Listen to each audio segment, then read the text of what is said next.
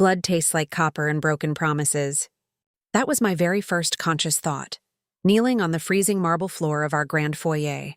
My wrists bound tightly in steel cuffs behind my back, my cheeks smeared in my own blood that perfectly matched the shade of my expensive wedding lipstick. The rhythmic strobe of blue police lights bled through our floor-to-ceiling windows, violently transforming our perfect sanctuary into an active crime scene.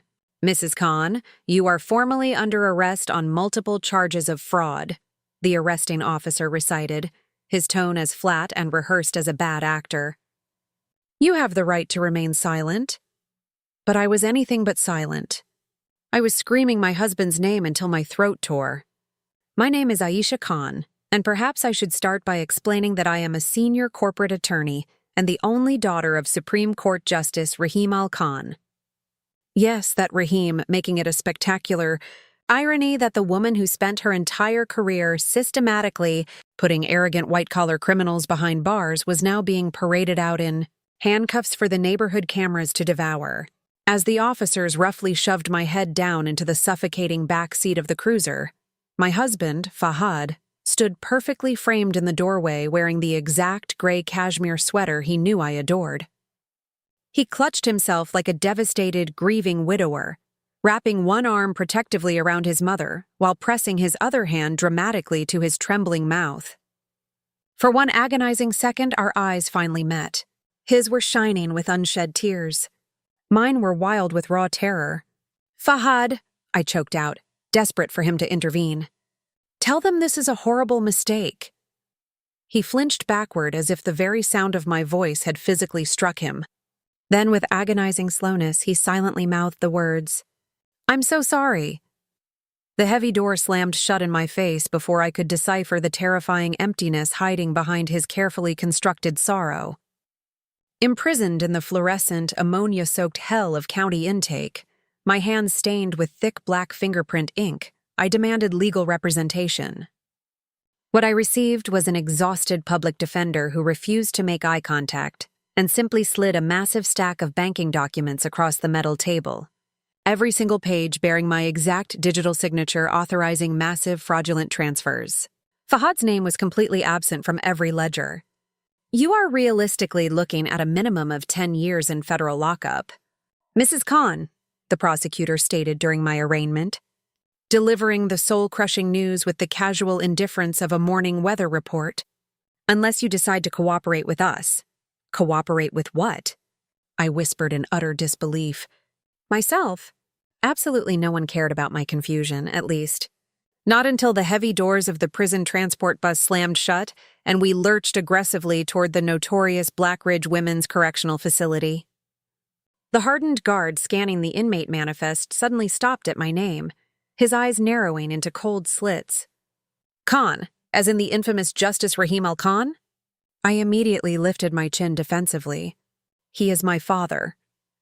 The guard studied my ruined face for a long, agonizing beat before his mouth slowly twisted into something dark and unrecognizable that wasn't quite a smile. "Then tomorrow," he murmured in a voice so dangerously low that only I could hear it over the engine roar, "your precious husband is going to lose absolutely everything." The rusted transport bus rattled violently, feeling as though its bolts were held together entirely by desperation and despair. Every jarring bump in the cracked highway violently jolted my spine. But the physical pain meant nothing, because my entire consciousness was entirely consumed by the guard's ominous whisper, looping endlessly in my mind. "Tomorrow your husband will lose everything." I desperately should have demanded to know what he meant. I should have screamed for details, but paralyzing shock had firmly glued my tongue to the roof of my mouth. My father and I were never close, not due to a lack of familial love, but simply because he existed entirely within the chaotic eye of a relentless political hurricane, while I merely navigated the courtroom winds whipping around him. He rarely weaponized his immense power, and certainly never for my benefit, especially not to clean up a mess as profoundly humiliating as his own flesh and blood being arrested on her manicured front lawn. So what in God's name did a random prison guard know about my life? My fractured thoughts violently spiraled backward to Fahad. to the sickeningly perfect illusion of our life before it all violently cracked open like a rotting, hollow shell. We originally collided during the pressure cooker of grad school, where he was charming in that incredibly subtle, deeply observant manner that made you feel utterly chosen when his focus finally landed on you. He was a brilliant financial consultant, a master of numbers who remained so incredibly humble about his genius that his eventual praise felt like an intoxicating drug I couldn't quit. My sharpest girlfriends repeatedly warned me he was far too smooth, but I stubbornly refused to listen because smooth felt like safety. Our marriage happened terrifyingly fast, and even faster came the aggressively polished house, the elite dinner parties, and the quiet, suffocating routines that made my daily existence feel exactly like a curated, soulless magazine spread. I genuinely believed we were building an empire together, but looking back through the lens of betrayal, I finally realized he had intentionally kept our entire financial reality strictly on a need-to-know basis. He always knew everything. I supposedly never needed to. Roughly 6 months prior to my explosive arrest, tiny cracks began forming in our facade, barely perceptible, like hairline fractures in structural glass. He started coming home impossibly late, smelling faintly of expensive, unfamiliar perfume, but he expertly laughed it off as the lingering scent of a desperately overly huggy client's wife. His phone, which he used to carelessly leave scattered on kitchen counters and leather couches, suddenly became permanently glued to his palm like a newly grafted limb. He effortlessly convinced me to blindly sign routine corporate documents under the guise that I possessed the cleaner, more professional signature required for official filings. He would tenderly kiss my forehead whenever I stupidly chose to skim the pages instead of meticulously reading the fine print. And I, God forgive my profound stupidity, I implicitly trusted him. The suffocating heat inside the transport bus broke as air hissed loudly through the brakes, bringing us to a violent stop outside the towering razor wire of Blackridge. My stomach plunged violently into my shoes, not from the paralyzing fear of incarceration, but from a sudden, blinding flash of absolute clarity. Fahad didn't merely betray my trust. He meticulously constructed a flawless, inescapable trap using my own hands and then violently shoved me directly into it. As the guard aggressively yanked open the heavy metal doors, his earlier ominous words echoed once again. Only this time, they felt much sharper. "Tomorrow your husband will lose everything." I stepped heavily off the rumbling bus, my heart pounding a frantic rhythm against my ribs because a deeply buried instinct suddenly told me that tomorrow had already violently begun. The intake process at Blackridge felt exactly like being teleported to a hostile alien planet, a terrifying realm where time crawled at a torturous pace, but the underlying tension ran with lethal electricity. The peeling institutional walls aggressively buzzed with cheap fluorescent lighting that hummed like a swarm of angry, trapped insects, while the hardened women watched me intently with the sharp, predatory curiosity strictly reserved for fresh, vulnerable meat. But even trapped in this nightmare, even shackled in cold iron and systematically stripped of every single symbol representing the elite life I once possessed, my razor-sharp mind remained terrifyingly locked onto one single obsessive question. How exactly did Fahad pull off this masterpiece of destruction? Because by the time I was forced to stand freezing in front of a deeply apathetic correctional officer for my final processing, the breathtaking scope of his sociopathic betrayal began rapidly unspooling inside my head, connecting thread by terrible thread. Precisely 6 weeks before the spectacular raid, Fahad had suddenly become intensely attentive. Not genuinely sweet and loving, but coldly, strategically attentive. He cooked elaborate dinners, purchased expensive out-of-season flowers, and tenderly kissed the insides of my wrists, exactly like he used to when we were young, reckless, and fiercely in love. At the time, I foolishly thought perhaps we were finally reconnecting, but now, stripped of my illusions, I realized the horrifying truth. He was brilliantly distracting me. He was intentionally blinding me to the massive reality that he had quietly and systematically moved all our substantial assets into untraceable shell corporations. He was actively distracting me from the undeniable fact that every late-night emergency meeting he claimed was strictly client-related was actually spent tangled up with a woman named Zoya, his personal assistant, who, based entirely on the devastating text records the smug prosecutor had slid across the metal table, was eagerly helping him celebrate things far more intimate than tax season. He had masterfully constructed an entire labyrinth of financial fraud, using my secure credentials as the foundational keystone. That was the terrifying brilliance of his execution. If anything ever cracked, if even one singular fraudulent transfer triggered a red flag within the banking system, the entire digital trail would automatically and aggressively point directly back to me. And sitting in court, watching the timeline unfold, it all lined up so flawlessly it felt entirely choreographed by a psychopath. When the dead-eyed guard finally finished rolling my fingers in the thick black ink, he unceremoniously shoved a thin, scratchy blanket into my chest and muttered, "You've got a highly private meeting immediately after orientation." "Meeting with exactly who?" I demanded, my voice raspy. He completely ignored the question, merely offering me that exact same strange, fiercely assessing look he had given me back on the bus.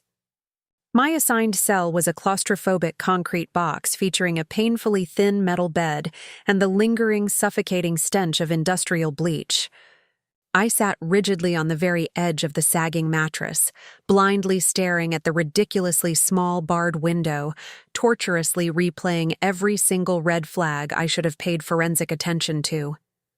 The highly suspicious time he supposedly lost his wedding ring during a solo business trip.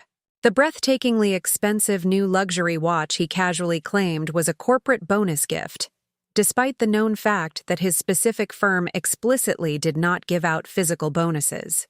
The specific day he looked right through me like I was already a ghost. A harsh metallic buzzer violently echoed down the long hall, ripping me from my thoughts. A loud voice shouted, "Khan, you're up!" My stomach immediately tightened into a painful knot. The exact same guard from the transport bus suddenly appeared in my doorway. "It is time," he stated flatly. "Your father sent a representative, and you are desperately going to want to hear what he has to say." They aggressively escorted me down a maze of corridors into a small, freezing concrete room dominated by a bolted-down metal table and a violently flickering overhead light that made absolutely everything look like impending doom. The transport guard firmly planted himself by the heavy steel door, his arms crossed tight, his expression entirely unreadable. I had desperately expected to see my father sitting there. Instead, a strikingly thin man draped in an immaculately tailored navy suit sat patiently waiting, his legs elegantly crossed, a gleaming silver briefcase resting precisely beside him. His dark hair was slicked back with the kind of ruthless precision that only massive amounts of old money or genuine fear could motivate. He immediately stood when I entered the room. "Miss Khan," he said, his voice smoother than expensive silk. "My name is Faris Rahman, and I am your father's personal, private investigator." My breath hitched painfully in my throat. A personal investigator? My father was a man who literally didn't even text his own family back on the same day. Deploying a high-level PI explicitly meant this situation was exponentially bigger than a simple, "my daughter is in legal trouble" scenario. Ferris elegantly gestured for me to take the cold metal seat opposite him. "Your father is currently occupied with a highly delicate matter," he stated carefully, weighing every syllable. But he explicitly asked me to gather actionable intelligence. "He firmly believes," Ferris paused, letting the silence stretch, "that you have been expertly set up." Those specific words violently cracked something deep inside my chest, unleashing a chaotic flood of hope, blinding rage, and staggering disbelief. I literally couldn't force my vocal cords to work. Ferris calmly snapped open the silver briefcase and smoothly slid a thick stack of glossy surveillance photos across the scratched metal table. And just like that, the true agonizing humiliation finally began. The very first photo captured Fahad eagerly entering a luxury hotel with Zoya, his hand resting intimately low on her bare back, his gold wedding ring still proudly glinting in the ambient light. The next series of photos contained detailed transfer receipts, Massive amounts of money being aggressively siphoned from offshore accounts I didn't even recognize, every single one of them officially authorized under my forged digital signature. The final photo in the sequence showed Fahad enjoying a lavish dinner with the lead prosecutor. Yes, the exact same dead-eyed prosecutor who had stared at me like a circling shark during my arraignment. They were smiling warmly, firmly shaking hands over expensive wine. My stomach dropped so violently I genuinely thought I might pass out on the concrete floor. He explicitly bribed him, I whispered, the horrifying realization choking me. He literally bought my criminal conviction. No, Ferris corrected very quietly, his eyes never leaving mine. He didn't buy it. He traded it. Traded it? For what? Ferris slowly slid the absolute final photo forward, and the moment I saw it, my entire body erupted into holy fire. It was a crystal-clear image of my beloved childhood home, my fiercely private father's heavily secured residence, being quietly and methodically appraised from the street by men wearing tailored suits with federal government badges visibly clipped to their belts. He explicitly offered them devastating leverage on your father, Ferris explained softly, in direct exchange for full, total immunity. I felt the entire concrete room violently tilt on its axis, a blinding fury blooming inside me so incredibly hot it felt almost religious. Humiliation wasn't even close to the right word anymore. This was absolute scorched earth annihilation. My sociopathic husband hadn't just framed me to save his own skin.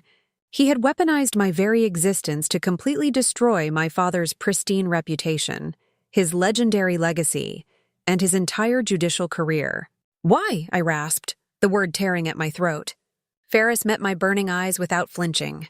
Because your husband is actively working with incredibly powerful people who desperately want your father permanently off the Supreme Bench, and you were simply the easiest, most vulnerable doorway in.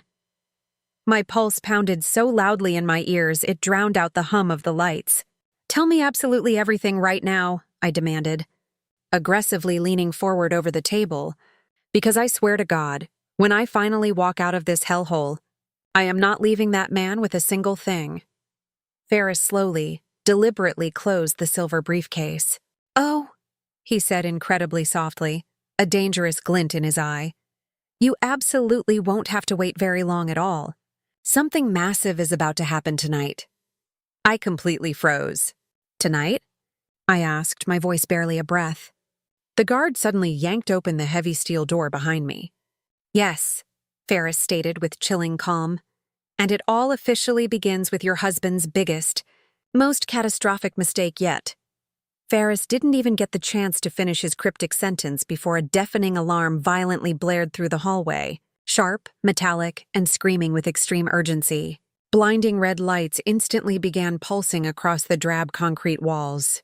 The guard immediately stiffened, his hand dropping to his belt. Full lockdown. A disembodied voice shouted frantically somewhere beyond the heavy door. Everyone stay exactly where you are. The massive steel door violently slammed shut behind him, completely isolating Ferris and me inside the tiny interrogation room, the blaring sirens physically vibrating through my very bones. For a long, tense moment, neither of us dared to speak. The absolute chaos erupting outside felt like the perfect, chaotic mirror of the violent storm raging inside my own chest. Is this lockdown directly connected to us? I demanded, my voice raw with adrenaline. Ferris's calm expression didn't change a fraction of an inch. Yes. Tonight, someone actively attempted to digitally access the highly sealed, classified financial archive directly tied to your ongoing case. And whoever it was, they explicitly used your husband's secure credentials to do it. I blinked rapidly, trying to process the information. Fahad? Why on earth would he do that? He absolutely didn't, Ferris stated with eerie calm. Someone else entirely did it. Someone is actively setting him up, or perhaps someone is actively helping you. He smoothly slid a remarkably small, heavily encrypted flash drive across the cold metal table. This specific drive was successfully pulled seconds before the massive security breach was officially detected. Absolutely everything you need to completely expose and destroy him is on here. His deleted emails, his hidden call logs, the secret immunity deal, the offshore payments, even hidden security footage definitively proving he directly coordinated your entire setup. It is more than enough to bury him permanently. My throat tightened painfully. I desperately should have felt vindicated, maybe even relieved. Instead, I felt terrifyingly still, completely and utterly still. The agonizing pain of betrayal had finally peaked, violently broken, and what remained in its wake was a diamond-hard, lethal clarity. I vividly thought about all the endless nights I'd loyally waited for Fahad to come home.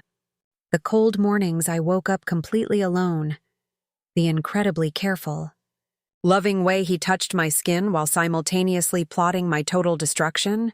The profoundly humiliating images of his hands all over Zoya, and the terrifying photo of federal agents stalking my father's home. He didn't just betray our marriage. He actively tried to permanently erase my entire existence. And suddenly, a massive, undeniable truth settled heavily into my chest, like a heavy iron key finally clicking into a previously invisible lock. True revenge wasn't simply about hurting him. True revenge was about methodically positioning him in the exact same terrifying place where he had positioned me, hopelessly trapped, entirely powerless, and brutally exposed to the world. "What exactly do you want from me?" I directly asked Ferris. "Your father desperately wants this handled quietly, cleanly, and legally," he replied smoothly. "And you?" I pressed, not letting him off the hook. Ferris finally smiled, a remarkably small, incredibly dangerous curl of his thin lips. "I personally want you to decide your own brutal ending." The screaming alarm stopped abruptly, instantly replaced by the terrifyingly heavy, suffocating silence of a maximum security prison completely sealed tight. A nervous guard's voice echoed faintly through the crackling intercom. "Lockdown is officially lifted. All inmates will immediately return to their assigned quarters." Ferris elegantly stood, smoothing his perfect suit. "You will be officially released very soon, Aisha. But before you walk out those gates, think incredibly carefully. How exactly do you want him to fall?" My pulse thrummed a violent, steady rhythm because I already knew exactly how, but I wasn't telling a single soul, not yet anyway. I slowly reached out and picked up the encrypted flash drive. "First," I whispered, the metal cold against my palm, "I need to make one very important call." The guard finally unlocked the heavy door, but just as I confidently stepped into the glaring hallway, Ferris lightly grabbed my wrist. "You should absolutely know," he murmured, his voice barely a breath. "Your arrogant husband currently has absolutely no idea anything is wrong. He genuinely thinks he won." I smiled, a remarkably slow, ice-cold thing that didn't reach my eyes. He is about to learn otherwise. And right on cue, the warden's booming voice echoed overhead. "Inmate Khan, prepare immediately for processing and release. Your massive bail has been posted in full." But the disembodied voice deliberately did not name exactly who had posted it. They silently walked me out of the iron gates of Blackridge just moments after dawn. The crisp morning air was cold enough to sharply sting my lungs, the sprawling sky washed in a beautiful pale gold. After enduring the suffocating, fluorescent haze of federal prison, experiencing real, unfiltered sunlight felt almost deeply offensive. A sleek black car sat idling menacingly at the curb. It definitely wasn't my father's vehicle, and it certainly wasn't Ferris's either. The heavy rear door swung open, and for one breathless, terrifying second, I genuinely expected to see a familiar face waiting to gloat. But the sharp-featured man waiting patiently inside was absolutely not family, and he was most certainly not a friend. He was a ruthless federal auditor, possessing a razor-sharp suit, terrifyingly sharp eyes, and an industry-wide reputation for systematically dismantling entire billion-dollar financial empires with a single flick of a cheap pen. "Miss Khan," he stated briskly as I slid into the luxurious leather seat, "your father quickly arranged for expedited cooperation. But Ferris explicitly told me you had something much more precise and damaging in mind." I slowly pulled the encrypted flash drive from my deep pocket. "I am absolutely not handing this entire thing over to you all at once." One of his sharp eyebrows lifted in mild surprise. "You want to negotiate terms?" No, I stated with absolute ice-cold certainty. I want to orchestrate a slaughter. He slowly leaned back into the leather, deeply intrigued. So I carefully explained my vision. My ultimate goal wasn't simply to expose Fahad's massive fraud to the authorities. That would certainly ruin him, but it absolutely wasn't enough punishment. Slippery men exactly like him always survive the initial fallout. They pivot. They shamelessly reinvent themselves. They slither seamlessly into brand new, lucrative opportunities. I desperately wanted him hopelessly trapped by the very system he worshipped. I want to manually feed you the information very slowly, I instructed. Meticulously, piece by piece. Each specific fragment pointing to an entirely different corporate crime. A massive discrepancy here. A highly suspicious offshore transfer there. Just enough to violently trigger automatic audits, massive compliance red flags, and total asset freezes. Death by 1,000 bureaucratic cuts, the auditor murmured appreciatively. Incredibly elegant. And while your agency scrambles to investigate, I added, my voice devoid of emotion, I want him to genuinely believe it is his paranoid mistress doing it. Zoya. He blinked in genuine surprise. Why focus on her? Because she was an active, willing participant in my setup. Because she is already incredibly nervous about the fallout. And because when an arrogant man like Fahad truly panics, he gets incredibly sloppy. He will inevitably make massive, fatal mistakes that I won't even have to engineer myself. The auditor studied my face as if he were actively reassessing the very shape of my soul. You are remarkably, terrifyingly calm. I simply ran out of panic, I replied flatly. Now I am just being incredibly thorough. The devastating plan unfolded with breathtaking speed after that conversation. Step 1. An anonymous, highly detailed tip was sent to his massive firm's internal compliance department, explicitly flagged under Zoya's unique employee ID. Step 2. I strategically released a small, damning thread of encrypted emails, providing just enough evidence to suggest massive internal embezzlement. Step 3. I ruthlessly leaked the hidden security footage of Fahad meeting the corrupt prosecutor to a hungry journalist who happened to owe my powerful father a massive favor. Step 4. I initiated a total freeze on his offshore accounts by deliberately triggering an automated, highly sensitive fraud detection protocol. This specific part required surgical precision, and the encrypted flash drive gave me absolutely every timestamp, every hidden password fragment, and every digital breadcrumb needed to destroy him. Within exactly 2 hours, the bureaucratic machine was in full, unstoppable motion. By noon, every single one of Fahad's bank accounts was entirely frozen. By 1 p.m., his prestigious firm officially suspended him without pay. By 2 p.m., a hysterical Zoya was publicly escorted out of the building in tears by armed security, utterly convinced he had violently framed her to save himself. By 3 p.m., he desperately began calling my phone. 43 frantic missed calls. Then, a chilling text message popped up from an unknown burner number. Aisha, I know exactly what you did. We desperately need to talk. Right now. I exhaled a long, slow breath. Perfect. He was exactly where I wanted him. Then the auditor suddenly glanced nervously at the rearview mirror, his brow deeply furrowing.